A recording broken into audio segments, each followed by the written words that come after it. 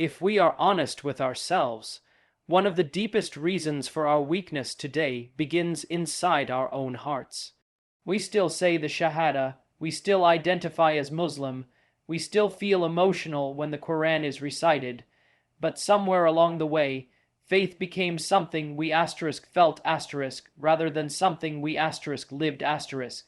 Iman was reduced to identity instead of transformation, and when faith stops shaping behavior, decisions, priorities, and sacrifice, it slowly loses its power. Islam was never meant to be a label we carry. It was meant to be a force that molds who we are. The Quran did not come down to be admired on shelves or recited only at funerals. It came to produce people of character, discipline, courage, and purpose. But today, many of us compartmentalize our religion. Islam stays in the masjid in Ramadan in emotional moments, but it struggles to enter our business dealings, our private habits, our online behavior, our treatment of others. And when faith is selective, it becomes weak. We ask why our dua feels unanswered, why our communities lack impact, why we feel spiritually drained. But Iman is not magic. It grows with effort. The companions did not become giants because they felt inspired once in a while. Their faith showed itself in consistency, consistent prayer, consistent honesty, consistent sacrifice, even when no one was watching. They understood that Iman increases with obedience and decreases with sin. We, on the other hand, want the comfort of faith without the discipline of faith. Another issue is that we confuse emotional highs for spiritual strength. A powerful lecture moves us, a beautiful recitation makes us cry, a reminder shakes our hearts, and that moment feels real. But if nothing changes afterward, if habits remain the same, if prayers are still delayed, if ethics are still compromised, then that Iman never took root. True faith is not proven by tears, it is proven by transformation. And let us be clear, this is not about perfection. Islam does not demand flawlessness, it demands sincerity and struggle. But what weakens us is becoming comfortable with inconsistency. We normalize neglect.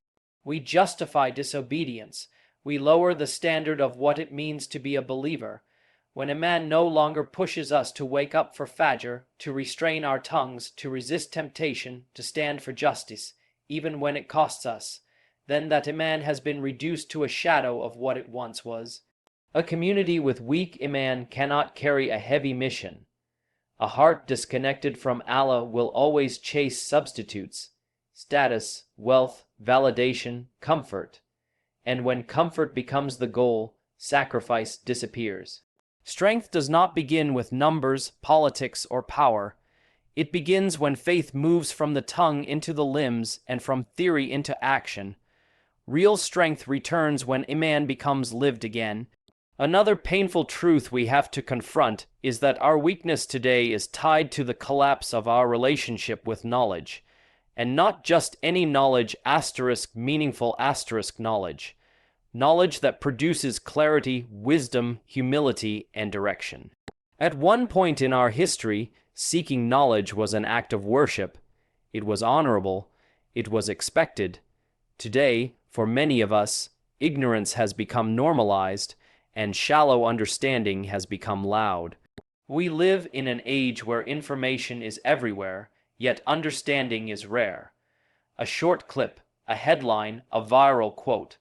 This is enough for us to form strong opinions, pass judgments, and argue fiercely.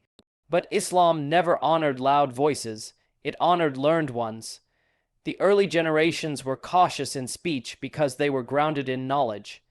Today we speak quickly, react emotionally, and then wonder why our communities lack leadership and vision. This loss of knowledge shows itself in two dangerous ways. First, many Muslims lack a solid foundation in their own religion. We know slogans but not principles. We memorize fragments but ignore context. We inherit opinions without understanding how scholars arrived at them. And when trials come, or doubts arise, or challenges hit our youth, we don't have the intellectual tools to respond. Faith that is not supported by knowledge becomes fragile, easily shaken by questions it was never taught to face. Second, we abandoned excellence in worldly knowledge. At our peak, Muslims led in medicine, mathematics, astronomy, law, and philosophy, not because they chased prestige, but because they saw learning as service.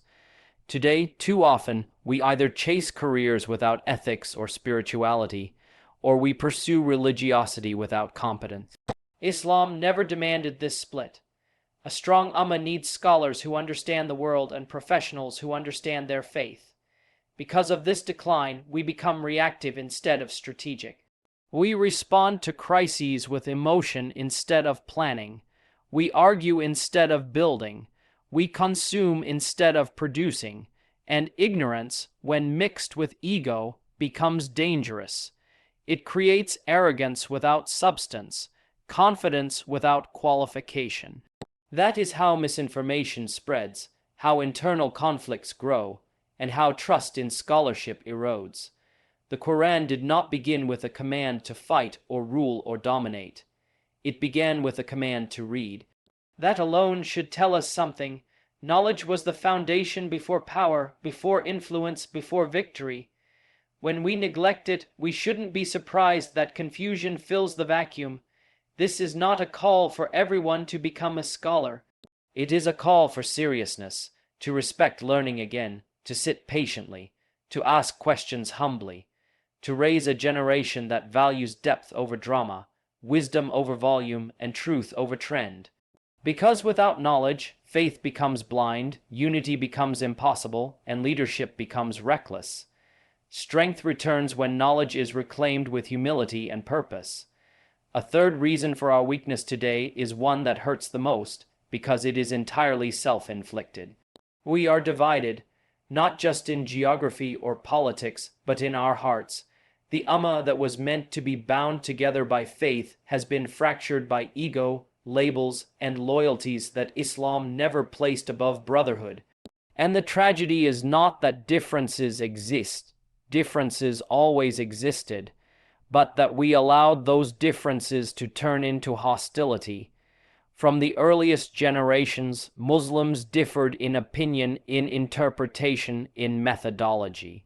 But those differences were held with humility and respect. Today, disagreement has become personal. We no longer say, "I believe this view is stronger." We say, "Anyone who disagrees with me is misguided." We weaponize labels. We reduce people to sects, schools, or movements, and once they are labeled, we feel justified in dismissing them entirely. That is not strength. That is insecurity disguised as certainty. This disunity also shows itself in tribalism and nationalism. We defend our group, our country, our ethnicity, even when it is wrong, while remaining silent about injustice elsewhere. We feel pain selectively. We make excuses for oppression when it benefits our side. Islam did not come to erase identity, but it never allowed identity to replace justice. When loyalty to tribe, party, or nation overrides loyalty to truth, unity collapses. And let us be honest, ego plays a massive role. We love being right more than we love being united. We would rather win an argument than preserve a relationship. Social media has amplified this disease. Everyone has a platform, but few have wisdom. We shame publicly, we mock differences, we assume intentions, and all of this slowly erodes trust until Muslims no longer see each other as allies, but as threats.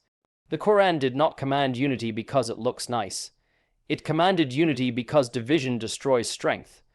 When we fracture, our energy is spent fighting one another instead of building, serving, and reforming.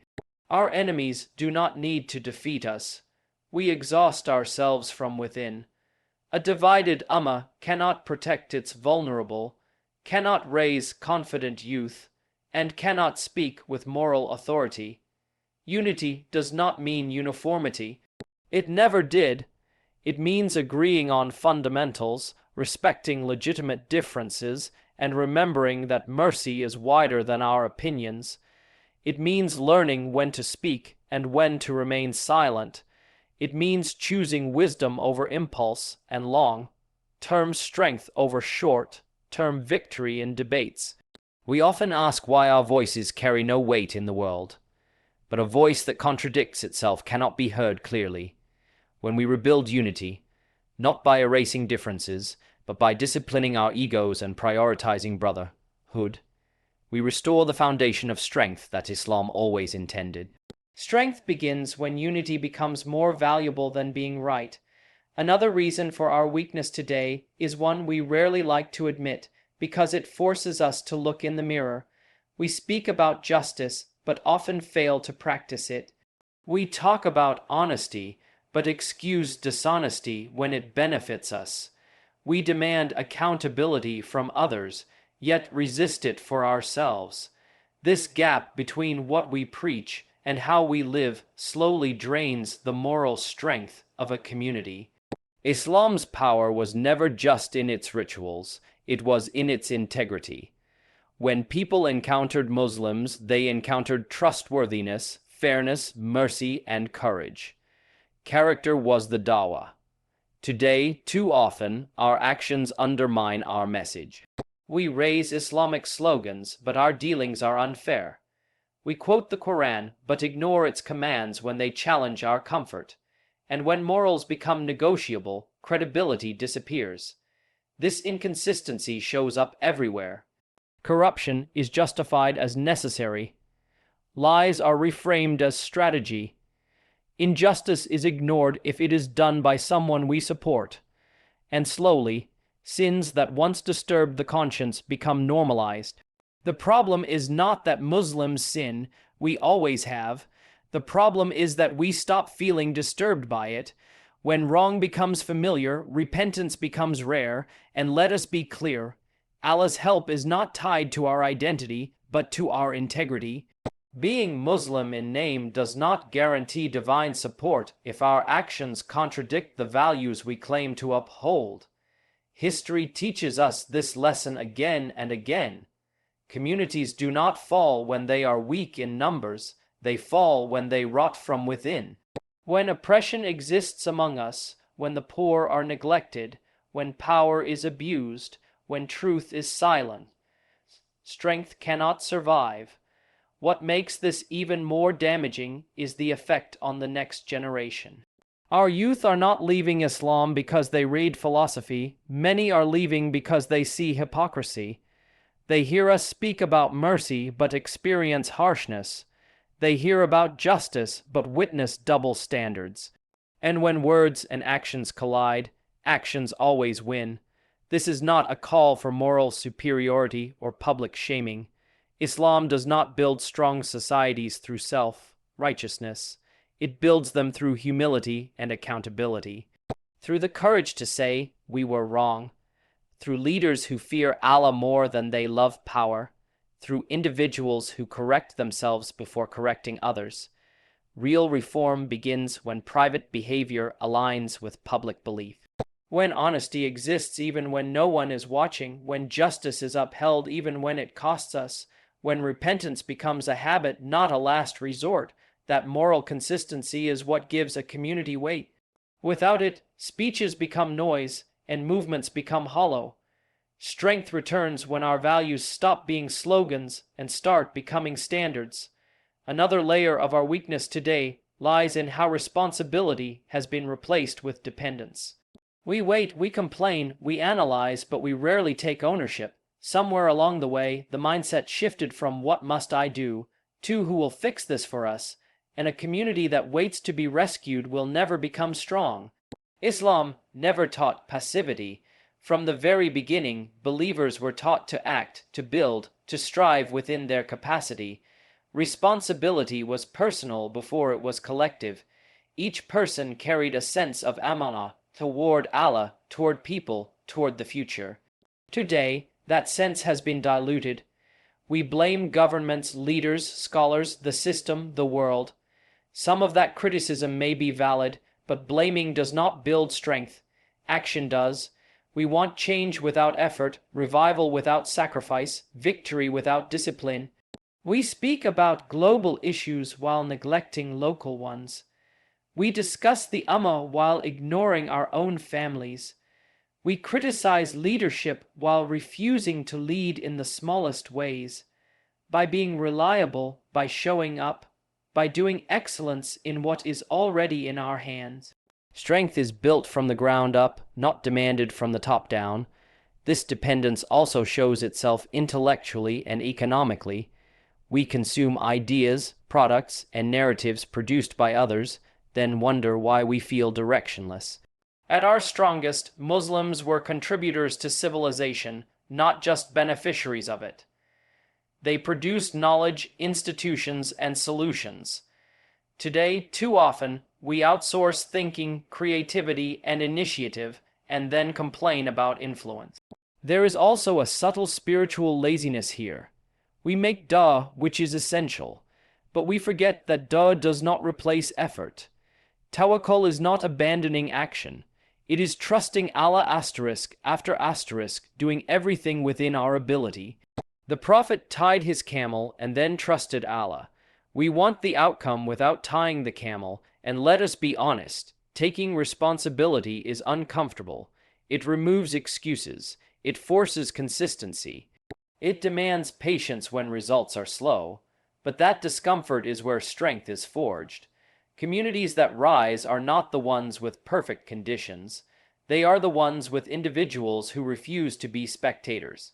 This does not mean every person must change the world. It means every person must carry their share.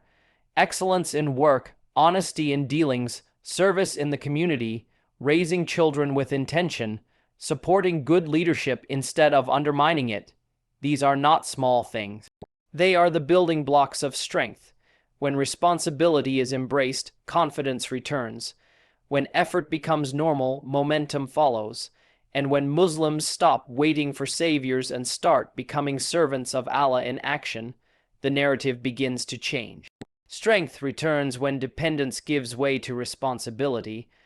Finally, at the core of much of our weakness today is that we have quietly forgotten why we are here in the first place. Somewhere along the journey, the mission was replaced with comfort. Purpose was replaced with survival, and striving was replaced with settling. We still talk about Islam as a way of life, but many of us live as if the goal is simply to get through life with minimal sacrifice and maximum ease. Islam never promised comfort as the destination. It promised meaning, it promised direction, it promised that life would be a test, not a vacation. The early Muslims did not ask, how little can I give and still be okay? They asked, what does Allah deserve from me? Their lives were driven by purpose, not convenience. Today, too often, our decisions revolve around personal comfort. What feels easy, what feels safe, what feels socially acceptable. We avoid responsibility because it is heavy. We avoid sacrifice because it is painful. We avoid standing for truth because it costs too much. And slowly, a faith built on courage turns into a faith managed by fear. Fear of losing status. Fear of being criticized. Fear of being uncomfortable. But a community led by fear will never be strong. This loss of purpose also affects how we define success. Success becomes money without meaning, influence without integrity, religiosity without service. We want the benefits of Islam, but not its demands. We want barakah without discipline, honor without humility, victory without patience. And when hardship comes, as it always does, we feel betrayed, as if Islam promised us ease instead of resilience.